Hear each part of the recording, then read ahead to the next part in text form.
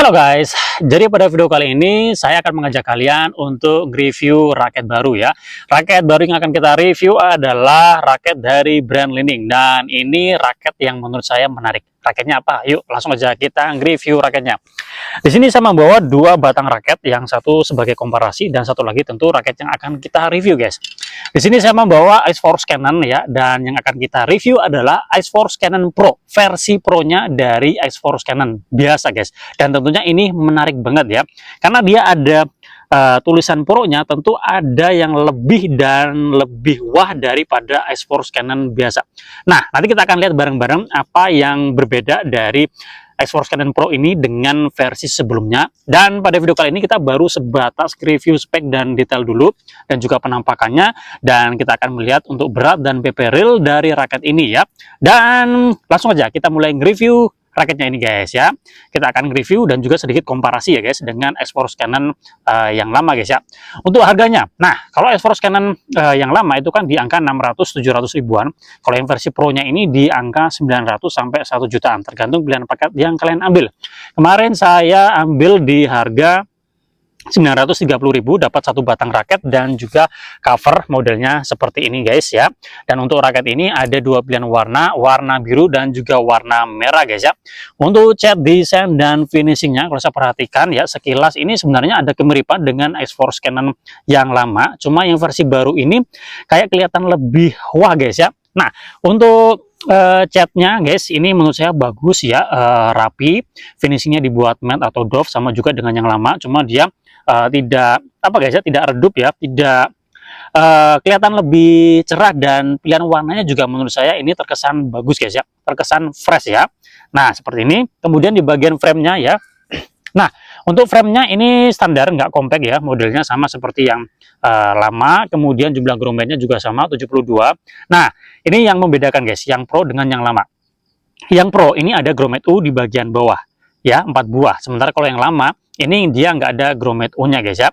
Untuk frame shape-nya dia sama, kemudian cekungan luar frame-nya ini juga sama, kurang lebih ya di tengah seperti ini. Kemudian lebar poros frame-nya ini juga ya kurang lebih bisa dikatakan sama ya, nggak terlalu besar, nggak terlalu lebar, dan juga nggak terlalu kecil ya guys ya.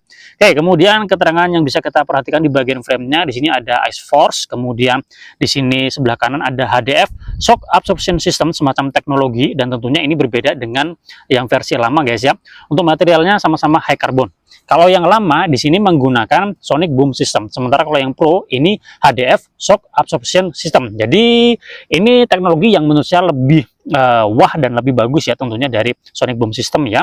Oke, di baliknya juga kurang lebih sama. Di bagian dalam di sini ada Canon Pro-nya guys ya. Nah di tijonya logo Li-Ning ya. Kita ke bagian shaftnya. Ini shaftnya flex ya guys ya.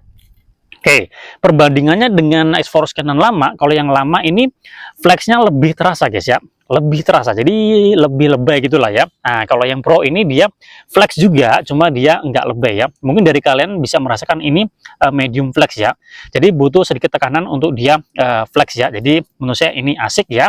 Nah perbedaan selanjutnya dengan yang lama, untuk diameter dari Ice Force Cannon Pro ini 6,8, kalau yang lama kan 7 ya. Jadi dia lebih slim, lebih gesit, lebih cekatan ya untuk diswingkan seperti ini ya. Jadi dia akan lebih maksimal digunakan untuk permainan-permainan yang cepat ya guys ya, dan menuntut responsif yang tinggi guys ya. Nah seperti itu ya. Di bagian shaftnya kita bisa lihat di sini ada nama serinya Ice Force Cannon Pro, kemudian power ya, karena ini memang raket tipe power. Kemudian diameternya 6,8 mm, soft dan flexible shaft. Kemudian kita bisa lihat di sini ada tulisan Canon, kemudian Firepower Fairway, kemudian ada 100% ya, nggak tahu itu artinya apa guys ya. Oke, ini menarik banget ya, shaftnya ini desainnya oke ya. Kita ke bagian konnya, model konnya kurang lebih sama seperti yang lama. Di sini ada nama brandnya, kemudian ada speknya di sini guys, 4U G5. Nah, untuk yang 4U itu pilihannya grip size-nya G5. Kalau yang 5U itu dia G6. Cuma saya nggak tahu di Indonesia nih 5U ada apa enggak, karena kemarin waktu saya beli itu pilihannya cuma 4U aja ya. Nah, sayangnya di raket ini untuk tensionnya ini cuma 28 lbs. Berbeda dengan yang lama. Versi 4U-nya bisa sampai 32 lbs. Versi 5U-nya 31 lbs. Tapi nggak tahu ya, ini faktor karena dia lebih Pro atau gimana nggak tahu, tapi yang jelas ini penurunan. Tapi kalau kita perhatikan di brand Yonex, memang kebanyakan ya mainnya di 28. Tapi bukan berarti jelek itu bukan berarti jelek ya. Tapi ya itu tadi ya, mungkin amannya di situ. Apakah bisa lebih?